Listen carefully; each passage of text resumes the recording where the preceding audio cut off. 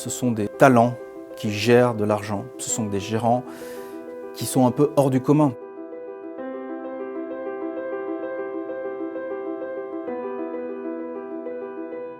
Aujourd'hui, la taille de l'industrie des hedge funds fait 3,6 trillions de dollars, donc c'est considérable.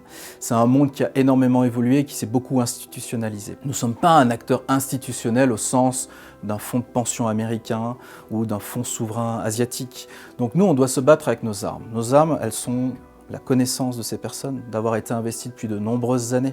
Donc là, il y a vraiment une prime à la loyauté. C'est pas comme acheter un fonds que vous pouvez trouver dans un journal et puis avec les informations accessibles à tout le monde. Non, donc c'est un monde un peu privé, un peu privilégié, avec des gens qui pensent de façon peut-être un peu en avance par rapport aux autres sur les marchés. Et c'est comme ça, je pense, qu'ils arrivent à en extraire le maximum de performance.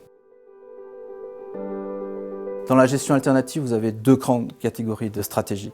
La première, c'est tout ce qui touche aux actions, d'accord ? Equity long short pour faire simple. Et là, on a des solutions d'investissement globales ou plus géographiques.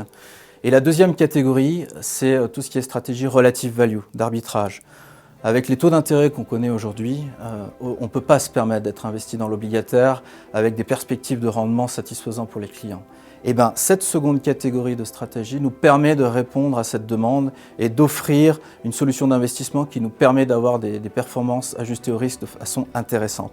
Vous avez donc deux moteurs de croissance dans la partie gestion alternative qui sont complémentaires et qui sont assez puissants. Alors c'est vrai que les gérants ont tout leur mérite parce que c'est eux qui extraient la performance des marchés. Et nous, je dirais que notre mérite principal, c'est de les connaître, de les sélectionner, de les suivre. Mais on n'est pas que passif aussi avec ces gérants. Il faut bien que vous vous rendez compte qu'on a une forte interaction avec eux.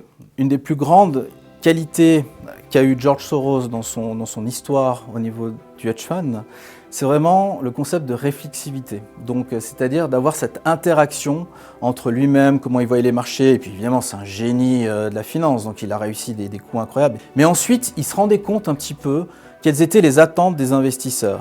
Et ça lui permettait de se remettre en question aussi en fonction de ce qui se passait. Et vous voyez, donc ça fait une sorte de cercle comme ça, et bien c'est bénéfique pour tout le monde.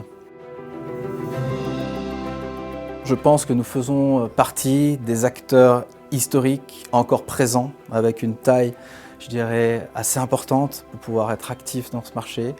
Et il n'y en a plus beaucoup, ça c'est la vérité. Je crois qu'on a pas mal d'arguments, je dirais, pour pouvoir proposer ces services de sélection de hedge funds aux clients suisses aujourd'hui.